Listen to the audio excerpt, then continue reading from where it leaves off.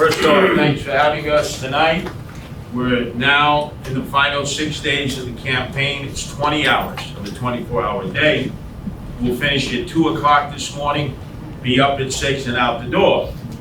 And every morning when I'm out the door, where do you think I go first? Where do you think I go first in campaign where nobody else goes? Subway. The subway.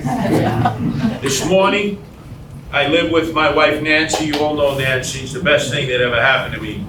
And as you know, an animal lover extraordinaire. Rescues animals like so many of you do. So I walk over to 72nd Street. We're heading downtown because I went over to Staten Island to join Scott Lebedo, the relentless patriot, and Chairman Tanush, the assembly person, and visit some polling locations because my job is not just running for mayor. I have to help everybody on the Republican line who's down ballot.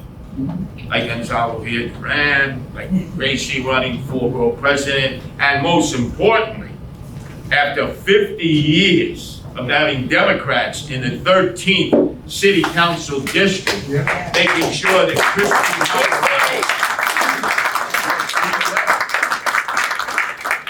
Boy, I thought I had bad lit drops against me. I saw what they were spreading out about Christie. I said, Madonna. So it's a team effort. It's a team effort, but I know not everybody's a Republican, not everybody's a Democrat. There are a lot of independents. In fact, there are 2.5 times more independents than there are Republicans. And I know when it comes to associations of homeowners, sometimes you have an issue that can galvanize you together. So Allerton Avenue, White Plains Road, how many of you live in that area? Allerton Avenue, White Plains. Oh. That began my beginnings in the Bronx. It was 1975. I had just left the Great Atlantic and Pacific Tea Company as the key man packing out shelves late at night in the largest A&P store, Foster Avenue, Rockaway Parkway, across from the 69th precinct in Canarsie. And A&P was downsizing. So I couldn't get a whiff of the 8 o'clock coffee anymore. That was like paradise, right? It's better than an Utazza de Cafe and Biscuit.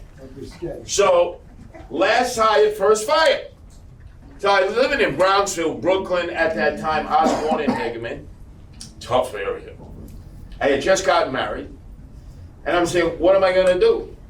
And I open up the Daily News, back pages on a Sunday. Remember, it used to be thick. All the advertisements that it used to have now, it's like tissue paper. And I saw McDonald's manager candidates wanted Bronx. Well, I'm a Yankee fan. Why wouldn't I want to go up to the Bronx? I guess if it was a Met fan, I would have never traveled up to the Bronx. So I remember, I walk over to Rockaway Avenue, go on the number 2 train, head up to Pelham Parkway, right? And I walk a little bit of Pelham Parkway, and I say, oh, this is like paradise. The trees, the green. I'm walking down towards Columbus High School. When it was Columbus High School, I'm walking back. And then I had the appointment, so I walk up to that McDonald's that is like halfway up the block as you follow the train. I eventually lived on Burke Avenue, a little further up. So I walk in, and I have all my background, awards and everything. The guy said, I'm not interested in it. We had a problem at our largest store, East Fordham Road, Webster Avenue. They pistol whipped and shot to death the guard, and then robbed the manager at gunpoint, stole over $4,000, and the manager won't come back to work. This is our training store. Back then, remember 75, that was like Leave It to Beaverland, Father Knows Best, Little House on the Prairie. We had very few customers. But I learned what it was to be a McDonald's manager. And then I was ready. They shipped me over to East Fordham Road in Webster at the height of the gangs. And any of you who don't know what it was like in the Bronx, you just look at that classic movie, The Warriors. And it'll give you every idea in the world what it was like. And boy, I jumped from the frying pan, Brownsville, Brooklyn, into the fire, the Bronx. And I was lucky enough that unlike in Brooklyn, when I first tendered the idea of, we should be patrolling the trains, we should be patrolling the streets. This is Brownsville, high crime area, right next to East New York. People looked at me as if I had all the furniture upstairs and rearranged in the wrong rooms. Your bot, Stitch, it's not gonna work. What are you, out of your mind? But I figured, while I'm up in the Bronx, why not bounce it off? The Bronx was burning down. Remember, every night another block would be burned down. Gangbangers everywhere, no police. Total chaos, anarchy.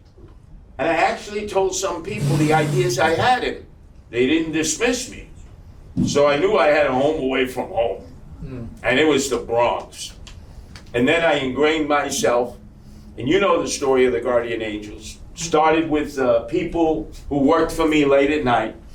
I told them Ray Kroc is going to give you extra time on the clock. Ray Kroc never knew about it. Because those young men and young women really didn't want to do it, but they had to take the train home anyway, and I convinced them, we'll ride from about 12 at night to 6 in the morning. And that became the start of the Guardian Angels, because then every day thereafter, people would start walking in off the street, regular citizens. And we grew, and we provided safety in the subways and streets, and we expanded to all 5 boroughs. And now here, 46 years later, we're in 13 countries and 130 cities. Started all here in the Bronx. All Bronx youth, black, Hispanic, white, Asian, males, females, all started here at that McDonald's on East Fordham in Webster. So then, the McDonald's Corporation was having a heart attack. This guy's a vigilante, because remember Ed Koch, he would say, this is vigilantism.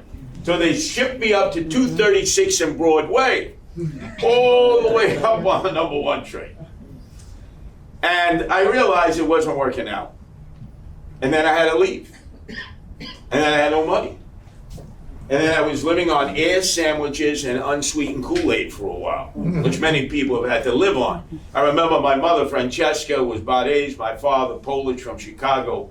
When we'd sit down and they would compare how bad times were in the Depression, my mother would say, your father and his family lived very good. They had large sandwiches. I said, what? That's living good? She said, yeah, we only had 1 bowl of pasta vazul every day and a piece of stale Italian bread, and it had to stick to our ribs. So I know where you come from. I know who you are. I am you. In this campaign, it is clear. You have 3 remaining major candidates. You're homeowners. You're not billionaires or millionaires. Is anybody here from the Hamptons? Not really. Of course not. They only hang out with Andrew Cuomo. He has his billionaires, and Zoran Mandami has his billionaires. You know what I have? I don't have billionaires or millionaires. I have you, the people. That's the difference. I'm the mayor of the people.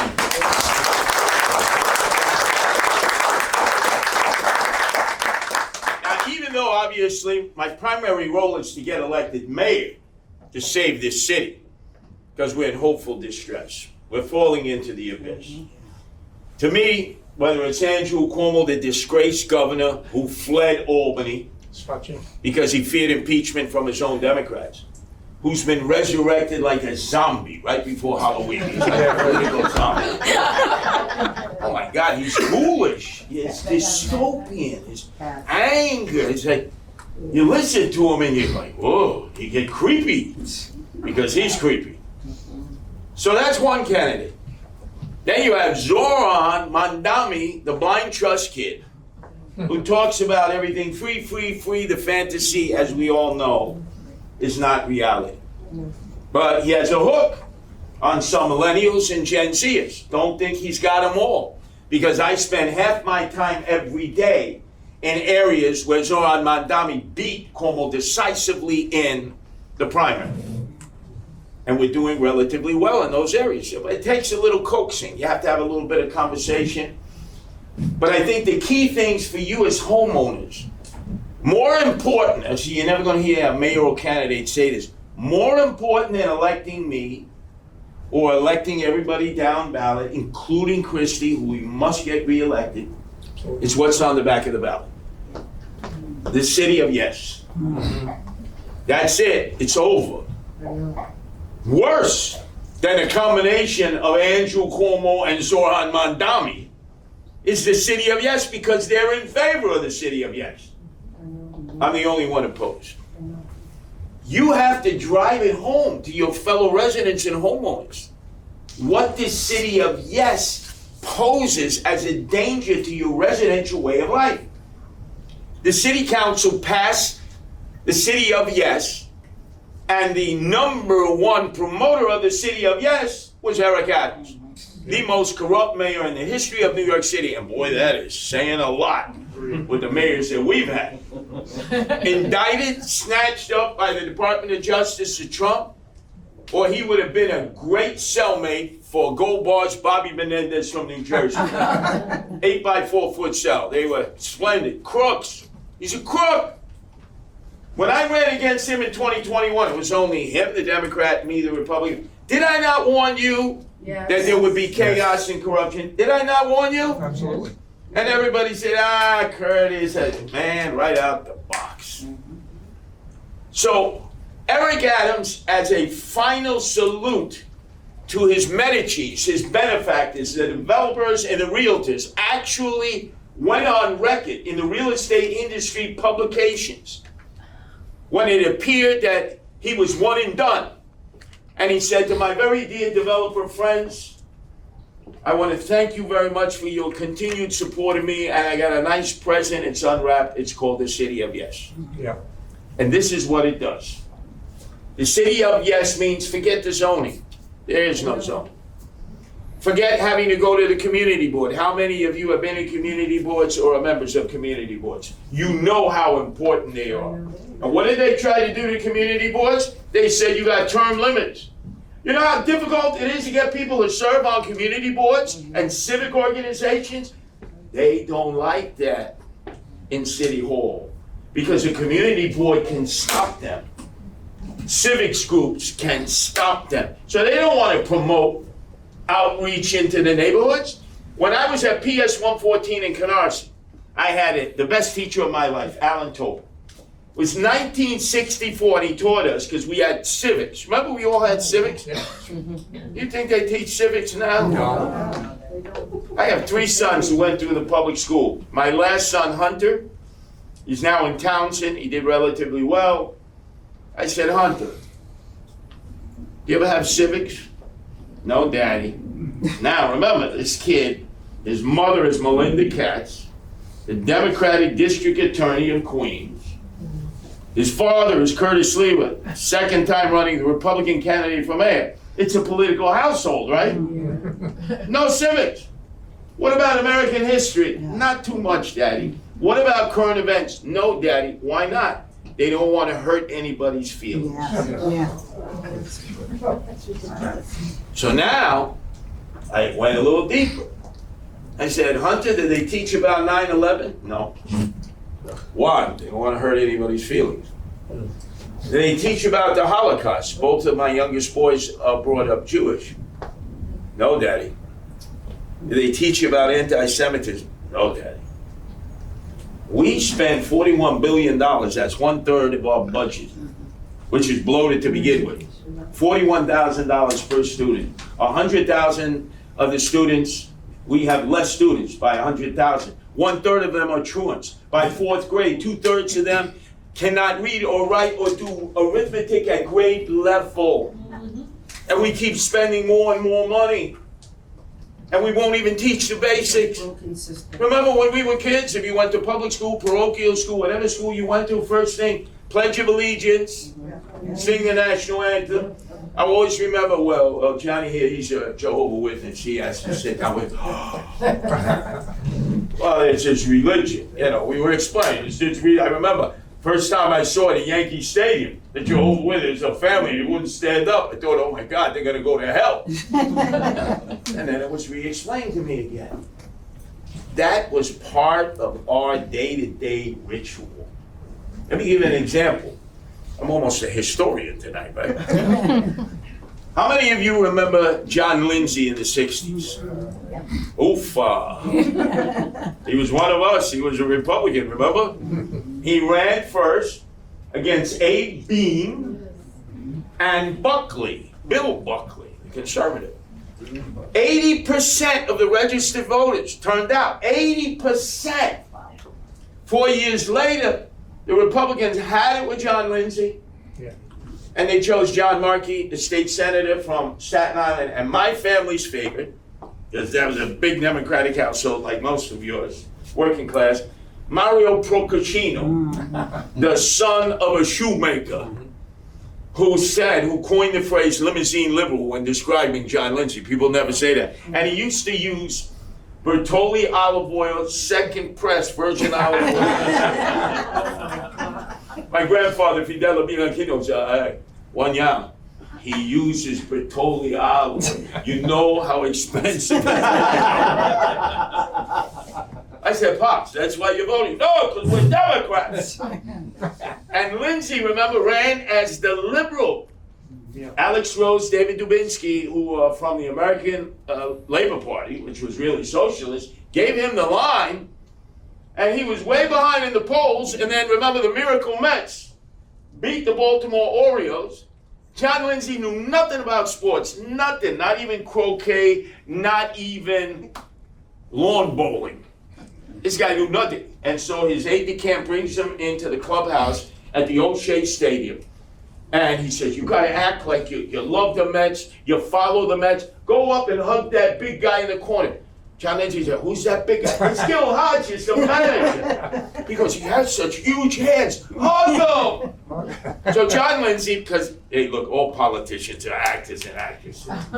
Trust me, they memorize the line. So Lindsay was, as you know, good-looking man, looked like a runway model, looked like an actor. The women swooned for John Lindsay. He goes up, he hugs Gil Hodges. His aide tells him, tell him you're going to have a parade through the Canyon of Heroes to honor their World Series victory. The next thing you know, he's on the float with the Mets, and it rode him into re-election. Remember in '69? Yep. But 80% of the people registered voted.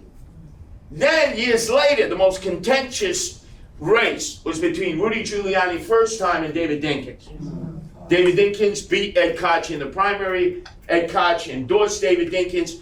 He was 14 points ahead on November 3rd. Remember, there was no early voting in 1989. 14 points ahead. At the end of the night, Rudy Giuliani lost by 2 percentage points. You can follow the polls. If you're a historian, you know the polls are usually wrong. And then 4 years later, in 1993, he won by 2%. You know how many people voted in 1989? 60% of the registered voters, 57% in 93, because middle-class African-American families were disappointed in David Dinkins, so they didn't show up to vote. They weren't going to vote for Rudy.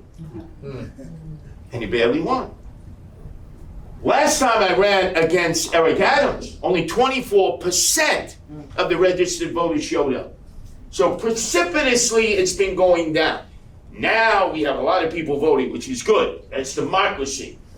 Power to the people. One vote, one person. No billionaires, no influencers, and no insiders. Let the people decide. That's what we were taught in school. Remember, one person, one vote. That's democracy. The people will determine who the next mayor of the city of New York is. But the point of me telling you all this, we felt guilty if we didn't vote. In the 60s, I had a cousin, Lenny. Medze, poco. Lenny hung out with the wise guys. So my uncle Vincenz, the oldest brother of the youngest daughter, my mother, Francesca, she was the number 13, the only one born here from Andrea and Bari. Wow.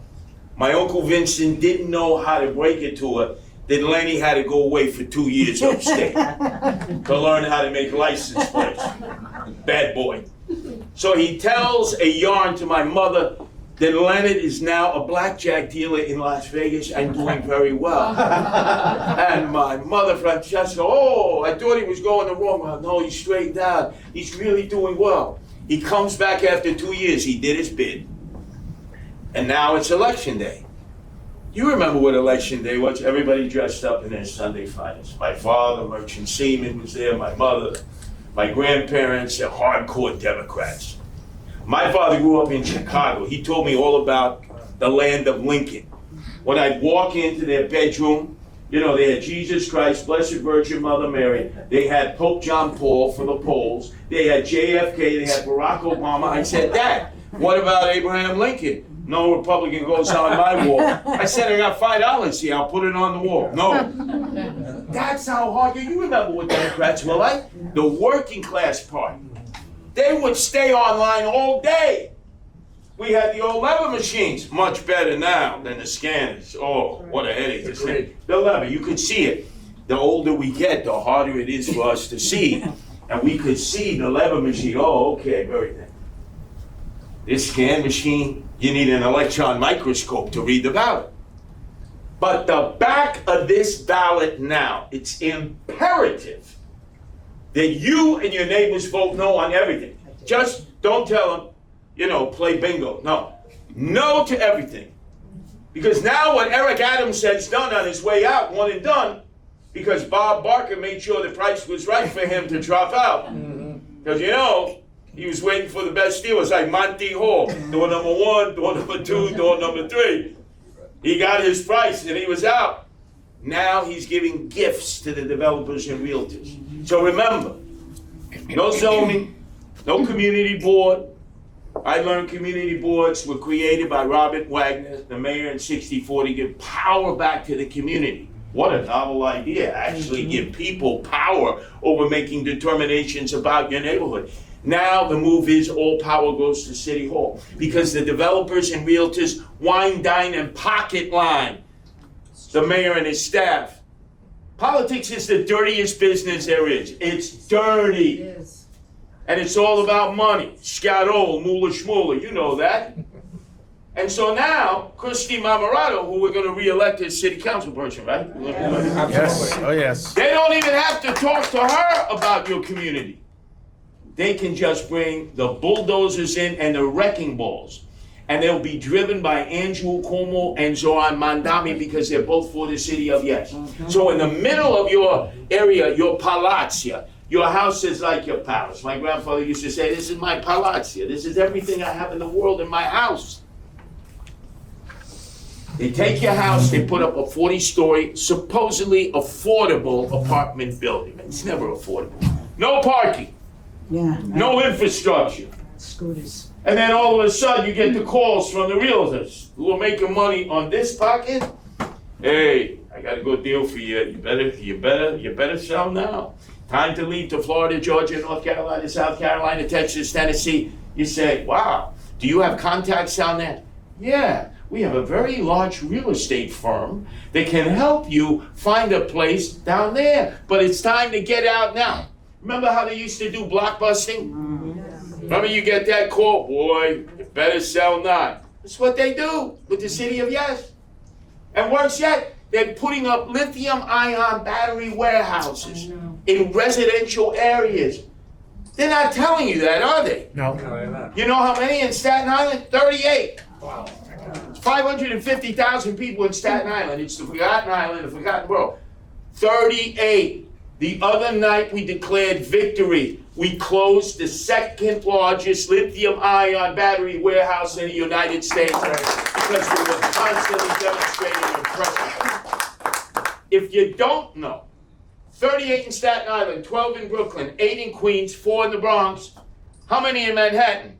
No. What? Wait a second. Yeah, that's Who uses most of the electricity in New York City? Manhattan, right?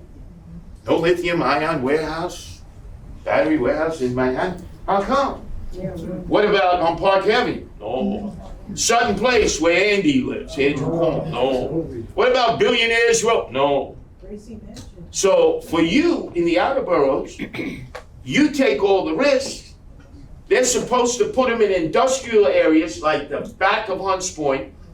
Remember where the barge was? They took the barge back there. But no, industrial property costs more than residential property. And because of the city of yes, they brought up residential property under LLCs. My wife Nancy did a deep dive. She's an attorney. She said, Curtis, they've created a maze of offshore companies.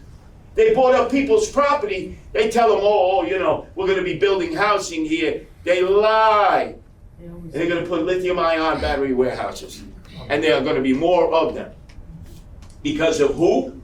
Andrew Cuomo, who took Indian Point offline. Remember the nuclear power plant? Yep. Right in the shadow of the Mario Cuomo Bridge? No, Tappan. 25% of our electrical output. And he never replaced it with an alternative source of electricity. So now the grid cannot provide enough electricity. Have you seen your electricity bills lately? Yes. I mean, is this common math, common cause math? I mean, this is unbelievable. And they're just skyrocketing up. And if you happen to own a condo or co-op, does anybody here own a condo or co-op? Local 97, the law, which requires that you have to be wired up for electricity. Your maintenance fees go up 30% and your reserves can't cover it as a co-op or condo board. They are out to destroy the outer boroughs. They want all the property and they want you to leave. Because then they get their payoff. Guess what? We don't, no. We fight for what we know is right. You get the word out there. No on every initiative and referendum on the back because it has to do with the city of yes. The wording, there's a term in the streets that I use and others use. It's technology. Every initiative and referendum, 2, 3, and 4 especially, start out affordable housing, affordable housing, affordable housing. Who in their right mind isn't for affordable housing? So typical voter goes in, oh yeah, I'm for affordable housing. If I were to say to you, who's not for affordable housing? Oh, we're all for affordable housing, but how are we gonna get there? So you check it off. Yes. And oh boy, it's gonna mean bad for the neighborhoods. So I have a job with the remaining 6 days left. Did you see the debates? Yes. Did you see that first debate? Yes. NBC, never broadcasting Curtis. Remember I was right in the middle? I could have been on an aircraft carrier waving the flags, right? I had an elbow up, but I brought up the city of yes and the lithium-ion battery warehouse. And then in the second debate, which was much better, it gave everybody equal time, fair discussion. I love that line I used, remember? Hey, Zorn, we can fit your resume on a copy. Yes, that was great. His head spun around like Linda Blair at The Exorcist. But I saw Andy Cuomo laughing in the corner. I said, but Andrew, we can fit all your failures in a New York City public library building. And the firm went upside down. So, let me just recap for you homeowners and your association. Very important. Obviously, I want you to vote for me, get people to vote for me, because I'm the only candidate who's fighting to preserve your neighborhood the way it is. Yes? We have prepared questions this evening for you. Yeah? We have prepared questions for you this evening. Oh, okay. Oh, so you're like Errol Lewis here. Yes. All right, let me just finish the two. There you go. We got to elect or down ballot Republicans, incredibly important. And then obviously, hopefully you convince your neighbors and friends to vote no on the back, the initiative and referendums, even if they're not voting for me or my Republican colleagues. And then a little caveat for my wife, who's worked so hard. We have an independent line, first ever, protect animals. Protect animals. The first independent line you see. No kill shelters, and animal abusers go to jail. I think a lot of people can understand that regardless of their party affiliation. Absolutely. Sorry I was so long-winded. It's okay. We enjoyed it all.